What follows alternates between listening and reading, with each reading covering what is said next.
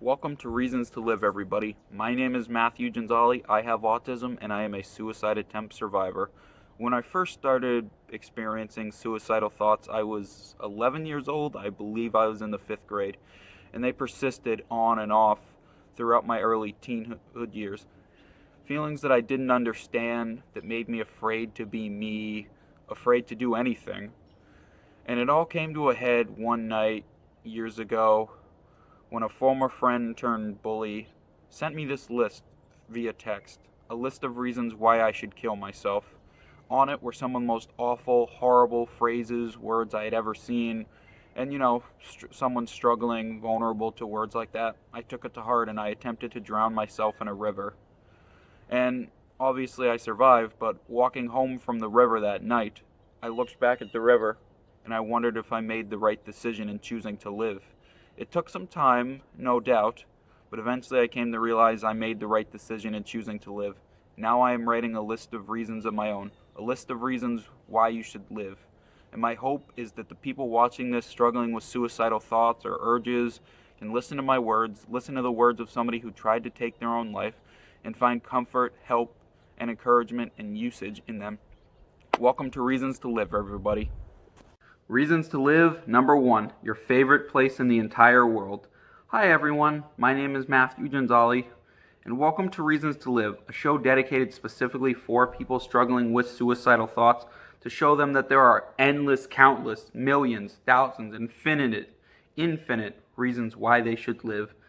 If you're currently struggling with suicidal thoughts right now, or a mental health crisis of some sort, I want my words to be of some encouragement, usage, or help to you in any way they possibly can be. Enjoy. I have a quick question before we get into things. I will do this every single day, and I mean it each time. How are you guys? Write down how you are in the comments below. I genuinely hope you're doing well. Now, to start this specific reason off, I have a specific question for you. What's your favorite place in the entire world? Is it a big city like New York or Boston, DC, Orlando, Miami, Vancouver, Anchorage? Is it some obscure little place that most people won't know? Is it some major tourist attraction that you went to once or twice and really want to go back to again, like the One World Trade Center, the Anne Frank House, things like that? I'll answer with my favorite. My favorite place in the entire world is Australia Zoo down in Beerwah, Australia. That's the place that Steve Irwin, the crocodile hunter himself, founded and owned and operated for a number of years. I've never been to it specifically, but it's always been a major dream of mine to get to go down there and see the zoo and experience this magical fairy tale land that's always been in the back of my head at one point or another, in one form or another, I should say. And the reason why I bring up my favorite place and yours, by the way, what is your favorite place? Write it down in the comments, I'm curious. What is your favorite place in the entire world? There are no right or wrong answers here. The reason why I bring up your favorite place in the entire world is because if you end your life today or tomorrow or sometime soon, you'll never get to experience the magic, the wonder, the fulfillment that that place gave you ever again. It'll just be lost. And we can't let that happen, can we? This is not going to be the last time you've seen or dreamed of going to that place again. You will be back at that favorite place of yours countless times. You will keep going, and you will be back there. Now, before I let you go into the next segment, the closing segment of this, I do have a little message I want you guys to have, all right? Down in the link in the description below, I took the liberty of putting a decent amount of lifelines, mental health hotlines that I think might be of some use for you, all right? For those of you dealing with things such as sexual abuse, I put the sexual abuse hotline. For our LGBT friends watching this, I put 2 things, the Trevor Project and the Trans Lifeline. And for our friends just struggling with suicidal thoughts, I put the National Suicide Prevention Line and the Crisis Text Line down in there. Now, I know, I'm sure you've probably seen all those numbers a million times at this point. And sometimes if they just shove a number in our face, it's just that. It's just a number. But I'm hoping my words today and the words of a special little article I found by BuzzFeed can be of some use to you.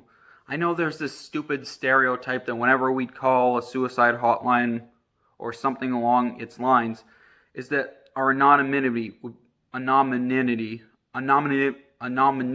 would be taken away from us, and that usually the police or medical or emergency personnel would be called. That's not really the case for a lot of these. You are a lot more anonymous than you think with those things. They're just trying to help you.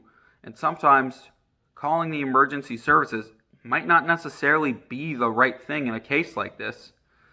But I digress. There's an article down in the link in the description below that explains this a lot better than I could ever have.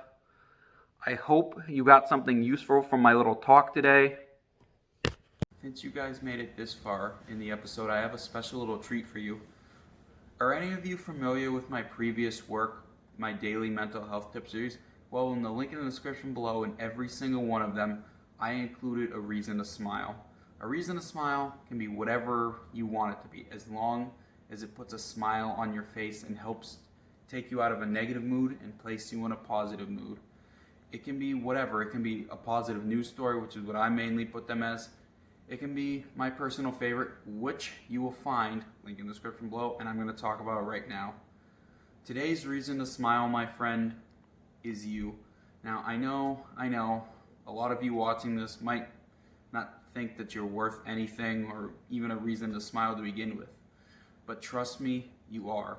Just because you're different from everyone else, just because you find yourself struggling, doesn't mean that you should smile about being alive, about being you. You might not see it right now, and trust me, I didn't see it for years about myself, but you are the most valuable thing in the world. Your uniqueness, your speciality, your personality. It's beautiful, it's wonderful. And I hope one day you are going to be able to see just how amazing you are and smile when you look in the mirror, because you deserve to. Alright, my name is Matthew Gonzalez. Thank you for watching. I hope my words today were able to help you in any way they can, inspire you to get better, to try to get better, to see life as what it is, a big, beautiful mess. And I hope you get better. I believe in you, and remember, there's always a reason to smile.